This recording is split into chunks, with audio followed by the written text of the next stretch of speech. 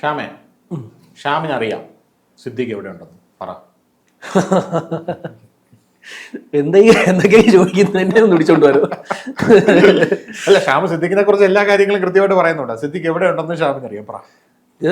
നമുക്ക് കേരള പോലീസിന് മാർഗനിർദ്ദേശം കൊടുക്കാം.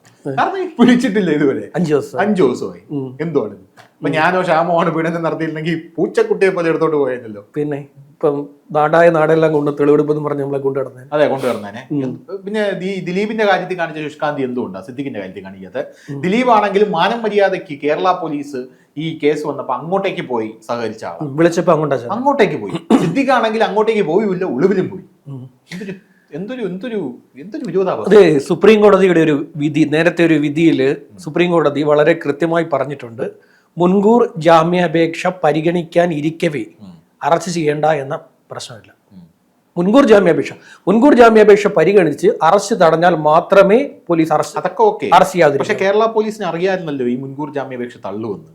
കേരള പോലീസ് ദിലീപിന്റെ വീട്ടിന്റെ ഫ്രണ്ടില് ദിലീപിന്റെ ജാമ്യാപേക്ഷ തള്ളുവെന്ന് കണ്ട് ഫ്രണ്ടിൽ പോയി കാത്തുകെട്ടി കിടന്ന ആൾക്കാരാണ് അറസ്റ്റ് ചെയ്യാൻ. ആ ശുഷ്കാന്തി എന്തുകൊണ്ടാണ് സിദ്ദിഖിന്റെ കേസിൽ ഉണ്ടാവാത്തത്? ഇനി നമ്മുടെ ആ ഒരു മലയാളത്തിലെ വടവൃക്ഷം സിദ്ദിഖിന് കാവലായിട്ട് നിൽക്കുന്നതുകൊണ്ടാണോ? അങ്ങനെയുള്ളവർ നിൽക്കുന്നത് കൊണ്ടാണ്. പോലീസിനെ ഇപ്പം നമുക്ക് തന്നെ അറിയാമല്ലോ, കൊച്ചിയിലെ വലിയ വലിയ ആളുകളാണ്, ഉന്നതരാണ് സംരക്ഷിക്കുന്നത്. ഹൈക്കോടതിയിലെ വാദമാണ്. ഹൈക്കോടതിയിൽ ഇദ്ദേഹത്തിന്റെ ആന്റിസിപ്പേറ്ററി ബെയിൽ വന്നപ്പോൾ ഇവിടുത്തെ പ്രോസിക്യൂഷൻ തന്നെ വാദിച്ച കാര്യമാണ്. അവിടെ കൊച്ചിയിലെ ഉന്നതർ ഇദ്ദേഹത്തെ സഹായിക്കാൻ നിൽക്കുന്നുണ്ട്, കേസ് അട്ടിമറിക്കപ്പെടും, ജാമ്യം തള്ളണമെന്ന്. ആ സംഭവം തന്നെ ഇപ്പോഴും നടന്നുകൊണ്ടിരിക്കുന്നത്. നമ്മളെപ്പോഴും പറയുന്ന സാധനം അതാണ്. അദ്ദേഹത്തിൻ്റെതായിട്ടുള്ള ഈ പറയുന്ന പോലെ ഒരു വലിയ വലയുണ്ട്. ആ വലിയ വലയത്തിൽ തന്നെ ഏറ്റവും വലിയൊരു മനുഷ്യൻ നിൽപ്പുണ്ട്. ഇദ്ദേഹത്തെ സംരക്ഷിക്കും. അതിന് ഏതറ്റം വരെ പോയാലും അവർ സംരക്ഷിക്കും. നാളെ എന്താവും? ഇതിപ്പോ നാളെ എനിക്ക് തോന്നുന്നു അഡീഷണൽ സോളിസിറ്റർ ജനറൽ ഐശ്വര്യ ഭട്ടിയാണ് നാളെ നമുക്ക് സംസ്ഥാന സർക്കാരിന് വേണ്ടി സുപ്രീം കോടതിയിൽ ഹാജരാകുന്നത്. അപ്പൊ ഹാജരാകുന്ന ആ കേസിൽ ഇപ്പൊ മെറിൻ അങ്ങോട്ട് പോയിട്ടുണ്ട്, ദില്ലിക്ക് പോയിട്ടുണ്ട്. അപ്പൊ ദില്ലിയിൽ ചെന്ന് ഇദ്ദേഹത്തിന്റെ അറസ്റ്റ് തടയേണ്ട കാര്യങ്ങൾ എന്തൊക്കെയാണെന്ന് ഈ അഡീഷണൽ സോളിസിറ്റർ ജനറലിനോട് പറയുന്നതിന് വേണ്ടിയാണ് മെറിൻ ദില്ലിക്ക് പോയിരിക്കുന്നത്. അപ്പോൾ സർക്കാരിനെ സംബന്ധിച്ചിടത്തോളം ഇനി ഇത് തള്ളിച്ചേ പറ്റും. കാര്യം ഹൈക്കോടതിയിൽ നിന്ന് സർക്കാരിന്റെ തന്നെ പ്രധാനപ്പെട്ട ഒരു വാദം, പ്രോസിക്യൂഷന്റെ പ്രധാനപ്പെട്ട വാദം ഇതായിരിക്കും. അതായത് ഹൈക്കോടതി, സംസ്ഥാനത്തെ ഏറ്റവും പരമോന്നത കോടതിയായിട്ടുള്ള ഹൈക്കോടതി ഇദ്ദേഹത്തിന്റെ ജാമ്യാപേക്ഷ നിരുപാധികം തള്ളിക്കളഞ്ഞുകൊണ്ട് ഇദ്ദേഹത്തിനോട് ഉടൻ തന്നെ അന്വേഷണ സംഘമായിട്ടുള്ള സ്പെഷ്യൽ ഇൻവെസ്റ്റിഗേഷൻ SITക്ക് മുന്നിൽ ഹാജരാവാനാണ് ഹൈക്കോടതി നിർദ്ദേശിച്ചത്. എന്നിട്ട് ഇദ്ദേഹം മുങ്ങി. അങ്ങനെ ഒരു നിർദ്ദേശം, അതായത് ഒരു വലിയ കോടതി പറഞ്ഞിട്ട് കേൾക്കാതെ മുങ്ങിയ ആളാണ്, അതുകൊണ്ട് ഇദ്ദേഹത്തിന് തടയണമെന്ന് പറയും. ഇവിടെ ഓൾറെഡി ആ കുട്ടിയുടെ തടസ്സ ഹർജി ഇരിപ്പുണ്ട് സുപ്രീം കോടതിയുടെ മുന്നിൽ, അത് നാളെ പരിഗണിക്കുന്നുണ്ട്. ഇവിടെ കേസ് കൊടുത്തിരിക്കുന്നത് 1192/2020 അല്ലതാണ് മ്യൂസിയം സ്റ്റേഷനിൽ എടുത്തിരിക്കുന്ന കേസ്. ബലാത്സംഗം, ഭീഷണി, തെളിവ് നശിപ്പിക്കൽ, ഇതൊക്കെയാണ് ഉൾപ്പെടുത്തിയിരിക്കുന്നത്. അപ്പൊ ഗുരുതര കുറ്റകൃത്യങ്ങളാണ് ഇതിൽ വന്നിരിക്കുന്നത്. അപ്പൊ സുപ്രീം കോടതിയിലും ഇതേ വാദം പ്രോസിക്യൂഷൻ ഉന്നയിക്കും. അതേസമയം ഇദ്ദേഹം കൊടുത്തിരിക്കുന്ന അഫിഡവിറ്റിൽ, സത്യവാങ്മൂലത്തിൽ സുപ്രീം കോടതിയിൽ ഇദ്ദേഹം പറഞ്ഞിരിക്കുന്നു, ഞാൻ നിയമത്തിൽ വിശ്വാസമുള്ള ആളാണ്, എൻ്റെ പേരിൽ മുൻപ് കേസുകളില്ല, FIRകളില്ല, പെറ്റി കേസ് പോലും ഇല്ലെന്നാണ് അദ്ദേഹം അവിടെ അതിൽ പറഞ്ഞിരിക്കുന്നത്. അപ്പൊ അതും സുപ്രീം കോടതി പരിഗണിക്കും. അപ്പൊ നാളെ കോടതിയിൽ വരുന്ന കാര്യം കോടതി പരിഗണിക്കുന്നതനുസരിച്ചിരിക്കും ഇതിൽ കാര്യം. അതിപ്പോ എനിക്ക് തോന്നുന്നു ജസ്റ്റിസുമാരായിട്ടുള്ള ബേല M ത്രിവേദി, സതീഷ് ചന്ദ്ര ശർമ്മ, ഇവരുടെ ബെഞ്ചാണ് നാളെ ഇത് പരിഗണിക്കുന്നത്. അപ്പോൾ ഈ ഐശ്വര്യ ഭട്ടിക്ക് ഒരു പ്രത്യേകതയുണ്ട്. അവർ ഹാജരായിട്ടുള്ള കേസുകളിൽ ഭൂരിഭാഗത്തിലും അവർ വിജയം കണ്ടുപിടിച്ചിട്ടുണ്ട്. അവരുടെ ഭൂരിഭാഗം കേസുകളും നമുക്ക് പരിശോധിച്ചാൽ അത് അറിയാൻ പറ്റും. ഭൂരിഭാഗത്തിലും ഒരു വിജയം കണ്ടിട്ടേ ഇറങ്ങിയിട്ടുള്ളൂ. പിന്നെ മാത്രമല്ല, ഇതെല്ലാം സ്ത്രീകളാണല്ലോ, ഇവിടെ ഇത്രയും നല്ലൊരു അന്വേഷണ സംഘം, ആ 4 പേരൂടെ നിന്നിട്ടാണ് പോലീസിനെ സിദ്ദിഖിനെ പൂട്ടിയത്. അത് അവർക്ക് മുകളിൽ സമ്മർദ്ദം വന്നിരുന്നെങ്കിൽ നടക്കില്ലായിരുന്നു ഇത്. പക്ഷെ ഇത് ഇദ്ദേഹം ഇങ്ങനെ ഒളിവിൽ പോകാൻ പാടില്ല. ഹൈക്കോടതിയല്ലേ പറഞ്ഞു തള്ളിക്കളഞ്ഞത്. ഹൈക്കോടതി പ്രതികൂലമായിട്ട് ബാധിക്കുമോ? അത് ഞാൻ ചോദിക്കണം. പ്രതികൂലമായി ബാധിക്കും.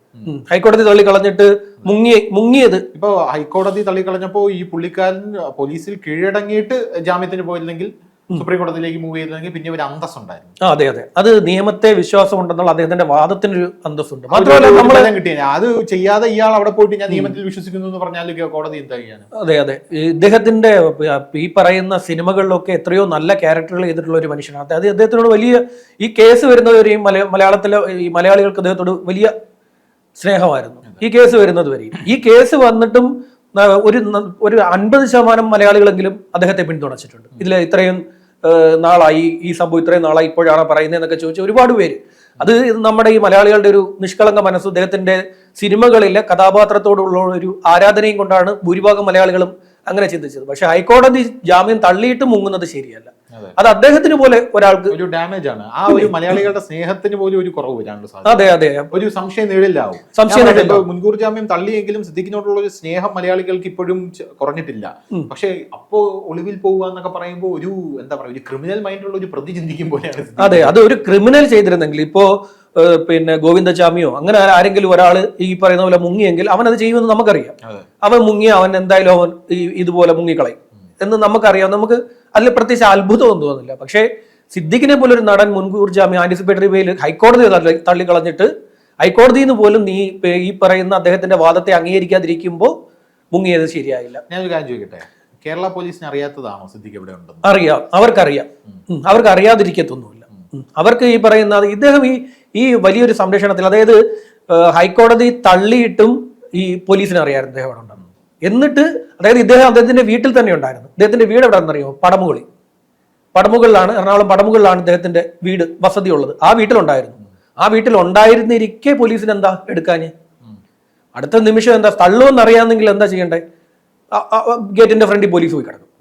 തള്ളുവെന്ന് പോലീസിനെ അറിയും. പോലീസിനെ കൃത്യമായിട്ട് ഈ പറയുന്ന പോലെ പ്രോസിക്യൂഷൻ പോലീസിനോട് പറയുമല്ലോ, ഈ റിപ്പോർട്ട് അവിടെ കൊണ്ടു കൊടുക്കുമ്പോൾ പോലീസിനോട് പറയുമല്ലോ, ഇത് ഈ പറയുന്ന പോലെ ഈ 4 സ്ത്രീകളല്ലാതെ ഇതിനകത്ത് കയറി ഈ കേസ് കയറി കളിക്കാൻ കുറെ പേര് ശ്രമിക്കുന്നുണ്ട്. അവരാണ് ഈ ഒബ്സർവേഷനിൽ ഇരുന്ന ഒരാളെ, സർവീലൻസ് ഇരുന്ന ഒരാളെ പിന്നെ ചാടിച്ചുകൊണ്ട് പോയത്. അത് നിമിഷം നേരം കൊണ്ട് അവർ ചാടിച്ചുകൊണ്ട് പോയി. നമ്മളാണെങ്കിൽ ഹൈക്കോടതിയിൽ നിന്ന് ജാമ്യം തള്ളിയിട്ടൊന്ന് മുങ്ങാൻ നോക്ക്. മുറ്റത്തോട് ഇറങ്ങുമ്പോൾ പോലീസുകാരൻ അരിയും മുറ്റത്ത്. ജാമ്യം തള്ളണ്ട, ജാമ്യം പരിഗണിക്കാൻ പോയി കഴിഞ്ഞാൽ തന്നെ നമ്മളെ അപ്പോഴേ പൂട്ടാനുള്ള പരിപാടി വെക്കും. പണവും സ്വാധീനമുള്ളവന് ഒരു നിയമം, പാവപ്പെട്ടവന് വേറൊരു നിയമം. അല്ല, ഇദ്ദേഹത്തെ സംരക്ഷിക്കുന്നവരും ഇത് ചെയ്യുന്ന പ്രവൃത്തി മോശമാണ്. ഇപ്പൊ ഇദ്ദേഹത്തെ സംരക്ഷിക്കുന്നു എന്ന് പറഞ്ഞ ഒരു വലിയ വ്യക്തിക്ക് നേരെ ആരോപണം വരുന്നുണ്ട്. അവരാരും എന്താ പറയാ, അദ്ദേഹത്തെ എന്തോ എടാ ഇത് നമുക്കെതിരെ ഇങ്ങനെ ഒരു മോശം കാര്യം നിന്റെ കൂടെ നിൽക്കുന്നു എന്ന് പറഞ്ഞാൽ നമുക്കെതിരെ മോശം വരുന്നു എന്ന് പറഞ്ഞാൽ അങ്ങനെ ഒരു നിർദ്ദേശം അദ്ദേഹത്തിനെങ്കിലും കൊടുക്കാമല്ലോ. ഇതിപ്പോ അദ്ദേഹവും എന്താ പറയാ. അല്ല, ഇത് ഞാൻ കാര്യം ചോദിക്കട്ടെ, സിദ്ദിഖ് അത്രയ്ക്ക് കുറ്റം ചെയ്തിട്ടില്ല എന്ന് അത്രയ്ക്ക് ഉറപ്പുണ്ടെങ്കിൽ സിദ്ദിഖ് എന്തുകൊണ്ട് അന്വേഷണത്തെ നേരിടാൻ തയ്യാറാവുന്നില്ല എന്നുള്ളൊരു ചോദ്യം മലയാളിന്റെ മുമ്പിലുണ്ട്. അതെ, അന്വേഷണത്തെ നിങ്ങൾ ആദ്യം നേരിടണം. ഈ പുള്ളിക്കാരൻ ചെയ്യുന്ന പരിപാടി എന്ന് പറഞ്ഞാൽ അന്വേഷണത്തിൽ നിന്ന് ഒളിച്ചോടാനുള്ള ശ്രമമാണ് മാക്സിമം നടത്തുന്നത്. നിയമത്തിന്റെ പഴുതുകളെല്ലാം പുള്ളിക്കാരൻ ഉപയോഗിക്കാനായിട്ട് ശ്രമിക്കുന്നുണ്ട്. കേരള പോലീസ് പുള്ളിക്കാരന് വേണ്ട രീതിയിൽ ചന്തി കഴുകി കൊടുക്കുന്നുണ്ട്, അങ്ങനെ തന്നെ പറയണം. അങ്ങനത്തെ ഒരു രീതിയിലാണ് കാര്യങ്ങൾ മുന്നോട്ട് പോകുന്നത്. സിദ്ദിഖ് നിയമത്തിൽ വിശ്വാസമുണ്ടെന്ന് ഞാൻ പറയട്ടെ, ദിലീപ് എന്താ അന്തസ്സായിട്ട് നിയമത്തിൽ വിശ്വാസം അർപ്പിച്ച് ഇപ്പോഴും പോരാടിക്കൊണ്ടിരിക്കുകയാണല്ലോ പുള്ളിക്കാരൻ. പുള്ളി ഇപ്പോഴും പോരാടുക. പുള്ളിയുടെ ഉടനെ വിധി വരും, എന്താവും നമുക്കറിയാം. ഇനിയും സമയം എടുക്കും. കേരള പോലീസ് ഇതുവരെ തെളിവ് കിട്ടിയിട്ടുണ്ടോ ദിലീപിന്? ഇല്ല, ഒരു തെളിവ് പോലും കിട്ടിയിട്ടില്ല. സിദ്ദിഖിനെതിരെ അല്ല, എന്റെ കേസ് തീർക്കണം, എന്റെ കേസ് എത്രയും വേഗം പരിഗണിക്കുന്നുള്ള വാദം ദിലീപിന്റെ. രാമൻ പിള്ളയാണ് കോടതിയിൽ വാദിച്ചുകൊണ്ടിരിക്കുന്നത് ദിലീപിന് വേണ്ടി. രാമൻ പിള്ളയാണ് കോടതിയിൽ പറയുന്നത് ഈ കേസ് എത്രയും വേഗം തീർക്കണം, ഈ കേസിൽ ഇതിങ്ങനെ നീട്ടിക്കൊണ്ട് പോകാൻ പറ്റില്ല, ഈ കേസിൽ വിധി ഉടൻ വേണം എന്ന് അവരില്ലേ വാദിക്കുന്നേ. അവരിത് നീട്ടിക്കൊണ്ടുപോകാൻ ശ്രമിക്കുന്നില്ലല്ലോ. അവർക്കിത് പെട്ടെന്ന് വേണമെന്നാണ് പറയുന്നത്. അതേസമയം ഇദ്ദേഹം നേരെ തിരിച്ച് ഹൈക്കോടതി ജാമ്യം തള്ളി എന്ന് പറഞ്ഞപ്പോൾ ഒറ്റ മുങ്ങൽ 5 ദിവസമായിട്ട് എവിടെയാണെന്ന് യാതൊരു പിടുത്തവും ഇല്ല. ഈ കേസ് വളരെ ഗുരുതരമായിട്ടുള്ളൊരു കേസാണെന്ന് നമ്മൾ ആദ്യഘട്ടത്തിലേ പറഞ്ഞു. ബാക്കിയുള്ളവരുടെ കേസിലൊക്കെ ക്കാൾ കൂടുതൽ ഗുരുതരമാണ് സിദ്ദിഖിന്റെ കേസ്. അത് ജാമ്യം തള്ളുമെന്ന് നമ്മൾ പറഞ്ഞു. ഇത് ജാമ്യം തള്ളാനുള്ള സാധ്യതയാണ്. കാരണം ആ വിക്ടിം എന്ന് പറയുന്ന സ്ത്രീ വളരെ സ്ട്രോങ് ആണ്. വിക്ടിം സ്ട്രോങ് ആണ്. വിക്ടിമെ ഒരു കാരണവശാലും സ്വാധീനിക്കാൻ സിദ്ദിഖിന് എന്നല്ല ആര് വിചാരിച്ചാലും നടക്കില്ല. കാരണം ആ സ്ത്രീ വളരെ സ്ട്രോങ് ആയിട്ട് നിൽക്കുകയാണ്. പിന്നെ ഇതിലിരിക്കുന്ന SIT-യിലെ ഈ പറയുന്ന IPS-കാരായിട്ടുള്ള ഈ 4 പേര്, അവരും വളരെ സ്ട്രോങ് ആയിട്ടാണ് ഈ കേസിനെ എടുത്തിരിക്കുന്നത്. പക്ഷെ ഇവരെ ഒന്നും അല്ലാതെ ഇതിനകത്ത് കയറി ഈ പോലീസിൽ തന്നെ ചിലരുണ്ടെന്നേ. ഇപ്പൊ പോലീസിൽ തന്നെ ചിലർ എന്താ വിളിച്ചു പറഞ്ഞു കൊടുക്കും ജാമ്യം തള്ളും, മുങ്ങിക്കോണമെന്ന്. പക്ഷെ അത് അവസാന ഘട്ടം വരെയും പടമുകളിലെ വീട്ടിൽ ഇരുന്ന് അദ്ദേഹം ജാമ്യം തള്ളുന്നത് വരെ ഇരുന്നു. തള്ളിക്കഴിഞ്ഞപ്പോൾ വാനിഷായി, മുങ്ങിക്കളഞ്ഞു.